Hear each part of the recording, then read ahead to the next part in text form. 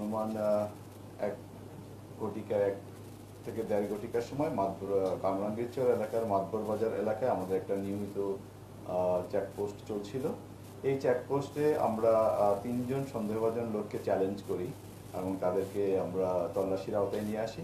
তো তল্লাশির আওতায় আনাকালে আমরা যে 3জন পেয়েছিলাম, এই 3জনের মধ্যে একজনের নাম হলো হানিফ গাজী, একজনের নাম সুমন, আর একজনের নাম হলো সুলতানা, একজন ভদ্রমহিলার সাথে ছিলেন। তো আমরা 3জনকে যখন চেকপোস্ট করি, তল্লাশি করি, তখন সুমন গাজী এবং দুঃখিত আমি সুমন এবং সুলতানা তাদেরকে শারীরিক তল্লাশিকালে তাদের কাছে 2 লক্ষ করে 4 লক্ষ টাকা পাওয়া যায়। তো প্রাথমিকভাবে তারা এটা স্বীকার করছিল না যে আমরা টাকাটা কিসের বা একটু আমরা যখন সন্দেহ হয় তখন টাকাটা আমরা চেক করে আমরা প্রাথমিকভাবে বুঝতে পারি যে টাকাটা জাল। তখন তাদেরকে জিজ্ঞেস করলেও তারা এক কথায় স্বীকার করে। তো এটা হলো আমাদের ওই দিনের ওই সময়ের যে চেকপোস্টের তল্লাশি। পরবর্তীতে তাদেরকে আমরা এই বিষয়ে অধিকতর জিজ্ঞাসাবাদ করি।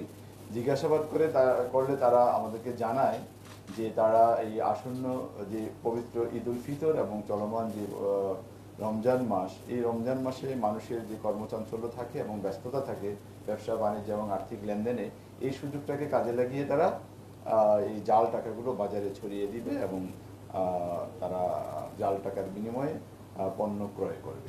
এটা ছিল তাদের একটা উদ্দেশ্য। তো পরবর্তীতে তাদেরকে আমরা আরও জিজ্ঞাসাবাদ করি। জিজ্ঞাসাবাদ করলে তারা জানায় ইতিমধ্যে তারা বাজারে প্রায় 30 থেকে 40 লক্ষ টাকা এরকম জাল টাকা ছড়িয়ে দিয়েছে এবং সেটা হলো তাদেরও আরও কিছু সহযোগী তারা আছে সেই সহযোগিতার মাধ্যমে। এবং আমরা তাদেরকে আরও জিজ্ঞাসাবাদ করি যে এই জাল টাকাগুলো কোথায় প্রস্তুত করা হয়, কোথায় বানানো হয় এবং আরও আছে কিনা। তখন তারা আমাদেরকে এ বিষয়ে আরও তথ্য দেয়। সেই তথ্যের ভিত্তিতে আমরা নারায়ণগঞ্জের সিদ্ধিরগঞ্জ থানাধীন কদমতলী এলাকায় একটা বাড়িতে অপারেশন করি। সেই বাড়িতে অপারেশন করে আমরা আরও বিপুল সংখ্যক জাল টাকা উদ্ধার করি এবং জাল টাকা তৈরির যে সকল সরঞ্জামাদি আছে সে সকল সরঞ্জামাদি আমরা উদ্ধার করি।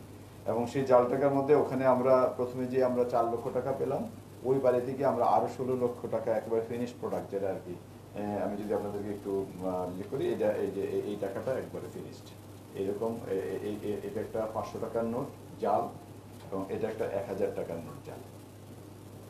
এটা দেখেন আপনারা, এইরকম আমরা আরও 16 লক্ষ টাকা ওখানে পাই এবং প্রায় আংশিক প্রস্তুতকৃত এইরকম টাকা আমরা তাদের কাছে পাই। এটা হয়তোবা আরেকটু সময় পেলে তারা এটাও প্রিন্ট করে ফেলতো এবং এটা বাজারে ছড়িয়ে দেওয়ার জন্য তারা চেষ্টা সব রেডি করছিল। এটা আপনারা দেখতে পাচ্ছেন, একটা কাগজের মধ্যে তারা 4টা 1000 টাকার নোট তারা প্রিন্ট করতে পারে এবং এরকমভাবে তারা প্রস্তুত করছিল। তো আমরা ওখান থেকে এইরকম আরও 9,60,000 টাকা আমরা উদ্ধার করি, যেটা এইরকম। আর ফিনিশড একবার মানে সম্পূর্ণ প্রস্তুতকৃত আমরা 1000 টাকা এবং 500 টাকা মিলে পাই আরও 16 লক্ষ টাকা।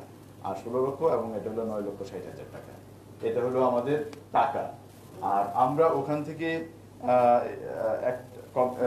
এই কাজে, অর্থাৎ এই জাল টাকা তৈরির কাজে ব্যবহৃত বিভিন্ন সরঞ্জামাদি উদ্ধার করি। এর মধ্যে কম্পিউটার মনিটর আছে, তারপরে প্রিন্টার আছে এবং 10টি জাল টাকা তৈরির যে 10টি ডাইস, যেগুলো তারা এরকম রং দেওয়ার কাজে ব্যবহার করে, এবং বিভিন্ন অন্যান্য সরঞ্জাম, গ্লু, রাবার কাটার, এই টাইপের বিভিন্ন সরঞ্জাম এবং একটি এক বস্তা সাদা কাগজ, যেগুলো তারা এরকম টাকা প্রিন্টের কাজে ব্যবহার করে, 1 বস্তা কাগজ। তো এটা হলো আমাদের উদ্ধারের পরিমাণ। এবং আমরা যে 3জনকে, সুমন গাজী, দুঃখিত আমি হানিফ গাজী, তার বয়স 54 বছর, তার বাড়ি বরগুনা জেলায়, এবং সুমন 38, তার বাড়ি মাদারীপুর জেলায়, এবং আরেকজন ভদ্রমহিলা, ওনার নাম সুলতানা, ওনার বাড়ি বরিশাল জেলায়। এবং আমরা যেটা লক্ষণীয় এখানে যে বিষয়টা, এই 3জনই অভ্যাসগতভাবে এরকম জাল টাকা প্রস্তুতকারী। আমরা দেখেছি হানিফ গাজী, আমরা তার প্রোফাইল চেক করে দেখেছি, হানিফ গাজীর নামে ঢাকা বিভিন্ন থানায়, ঢাকার মোহাম্মদপুর এবং ঢাকা জেলার কেরানীগঞ্জ, দক্ষিণ কেরানীগঞ্জ, ডিএমপি কোতোয়ালি, ডিএমপি কদমতলী এবং ডিএমপি কামরাঙ্গীরছড়া, দুঃখিত, এটা কামরাঙ্গীরছড়াটা আমরা গতকালকে করেছি। 4টি মামলা, অর্থাৎ গতকালকে যে মামলাটি রুজু হয়েছে তার আগে 4টি একই ধরনের, অর্থাৎ জাল টাকা তৈরির যেই সংক্রান্ত বা প্রস্তুত করা সংক্রান্ত যেই মামলা, এরকম আরও 4টি মামলা বিভিন্ন থানায় রয়েছে। অর্থাৎ বোঝা যাচ্ছে সে এই বিষয়ে একজন অভ্যাসগত অপরাধী। এবং যে সুমন আছে, সুমনের বিরুদ্ধে এরকম এর আগেও কামরাঙ্গীরচর থানায় একটি মামলা, একই ধরনের একটি মামলা, স্পেশাল পাওয়ার একটি মামলা তার নামে রয়েছে। এবং সুলতানা, তার নামেও এর আগে আরও 5টি মামলা রয়েছে বিভিন্ন থানায়। অর্থাৎ আমরা বলতে পারি যে তারা অভ্যাসগতভাবে এই কাজটি করছে। এবং ইতিমধ্যে আমাদের এই ঘটনায় কামরাঙ্গীরচর থানায় একটি মামলা রুজু হয়েছে। এবং তাদের সাথে আরও কেউ জড়িত আছে কিনা এই বিষয়ে বিস্তারিত জানার জন্য আমরা তাদেরকে হেফাজতে এনে জিজ্ঞাসাবাদ করার প্রস্তুতি নিচ্ছি। আমাদের পক্ষ থেকে এতটুকু। আপনাদের সকলকে আমাকে শোনার জন্য ধন্যবাদ। কারো যদি কোনো প্রশ্ন থাকে, আপনাদের যদি কোনো প্রশ্ন থাকে।